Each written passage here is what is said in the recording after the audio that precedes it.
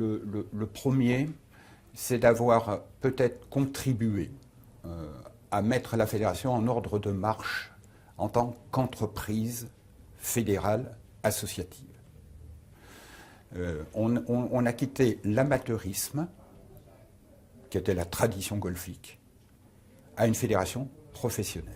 Le deuxième point, peut-être, c'est d'avoir bâti une stratégie, c'est-à-dire on a une vue partagée sur les stratégies qu'on veut conduire. La troisième chose, c'est d'avoir rassemblé. Voilà, ça c'est plus ma façon de faire. Le point 4, mais ça c'est plus issu de ma vie et de ma formation. On ne peut pas gagner si vous ne motivez pas des équipes sur un objectif commun et partagé. Et ça, on a beaucoup travaillé là-dessus ici, avec Christophe Muniesa, le directeur exécutif, et je crois que ça, on a quasiment réussi.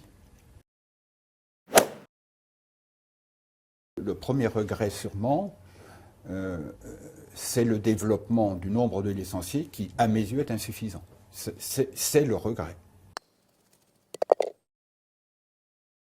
Quelles sont les grandes étapes des 5 prochaines années pour être tout à fait au point, alors que ce soit pour le public, que ce soit pour le parcours? Il y a, chaque année, chaque mois, chaque semaine, il faut faire quelque chose quand on a la Ryder Cup. Alors là, ça touche tout un ensemble de secteurs.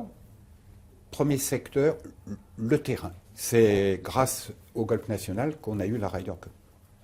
Donc l'Albatros qui reçoit la Ryder Cup va être amélioré. On a un budget important prévu, d'ailleurs qui fait partie du budget Ryder Cup, je peux le dire parce que ce n'est pas secret, 6 millions d'euros pour le parcours. Il y a les VIP qu'on doit recevoir, comment on va mobiliser, vous savez que le château de Versailles, on l'a bloqué 8 jours pour les VIP. La Ryder Cup, pour moi, est le levier international qui doit servir au développement du tourisme golfique en France.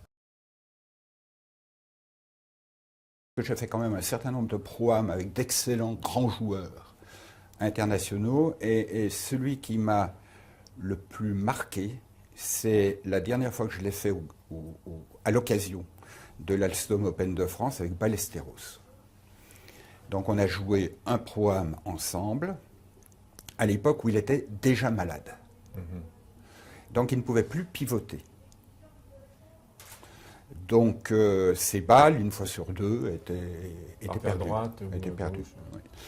Et pour moi, c'est une telle image d'homme, de sportif, de locomotive du golf en Europe. Hein. On peut dire que Ballesteros, c'était notre grande locomotive. J'ai adhéré à sa peine pendant 18 trous. Vraiment.